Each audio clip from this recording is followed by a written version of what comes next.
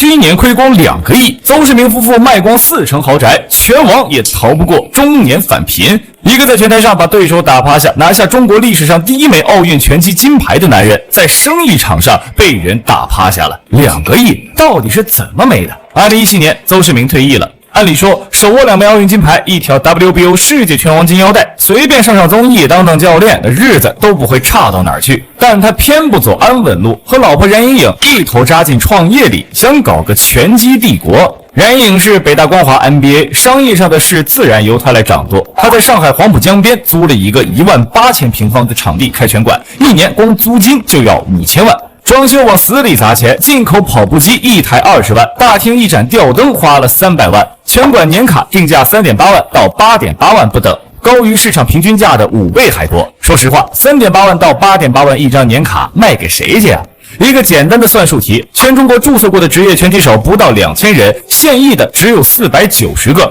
目标客户总共不到500人，你还指望能赚钱？有网友说的特别扎心，来拍照的比来打拳的都多，办卡的比续卡的少。更离谱的是，他们不光搞拳馆、高端火锅、电竞直播、网红奶茶、儿童拳击培训，20多家公司一家接一家开，每条线都砸1000万进去。冉莹颖搞的私房火锅店开了100多天就关门，电竞平台砸了2000多万都没有起水花，7年时间20多个创业项目没有一个赚钱的。金牌和倒闭之间隔着一个商业逻辑，钱烧完了，窟窿来了。2022年资金链断了，邹市明发现账上连员工工资都发不出了。为了填窟窿，夫妻俩开始卖房。上海外滩那套8200万买的江景房，最后7300万急售，单套就亏了900万。北京学区房、贵阳独栋别墅、美国度假公寓，一套接一套的卖，4套房子总共卖了超过1亿2000万。冉莹颖把珍藏的爱马仕分批寄卖，她6年没有买过一个新包。刚生完孩子，身体还没恢复，就因为房东卖房，自己打包了30多个箱子搬家，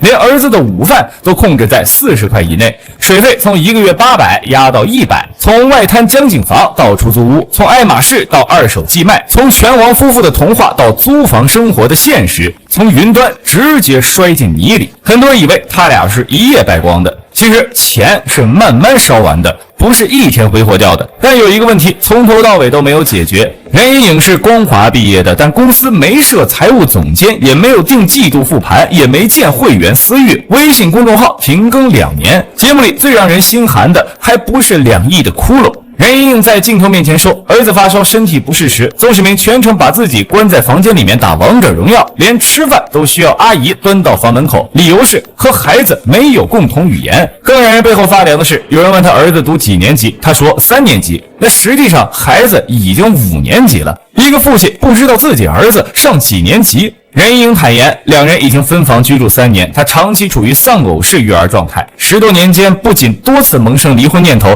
甚至去过3次民政局，均未离成。曾经在《爸爸去哪儿3》里对老婆言听计从，什么时候都乐呵呵的拳王，如今变得内向孤僻，整天待在房间里，不愿与家人交流。有网友说的特别狠，拳台上挨了10年打都没有趴下的男人，被2亿的债务给打懵了。事业失意的中年人从来就没有那么容易重新回到人生的舞台，钱没了，房子没了，但债还在。为了还债，冉莹颖每天直播带货到凌晨2、3点，从选品到讲解全部亲力亲为，每天超过14个小时。邹市明一开始还端着冠军架子，后来也得低头带货，近30天总销售额达到500万到1000万元。冉莹颖同期销售额100万到500万元。到2026年7月，2亿债务已经还了接近80%， 3家银行大额欠款已经全部还清，仅剩6位亲友的私人借款待偿还。拳馆2025年4月彻底关了，卖房子、直播带货，半夜2、3点下播。冉莹颖把账一笔一笔还完了，还在租房住，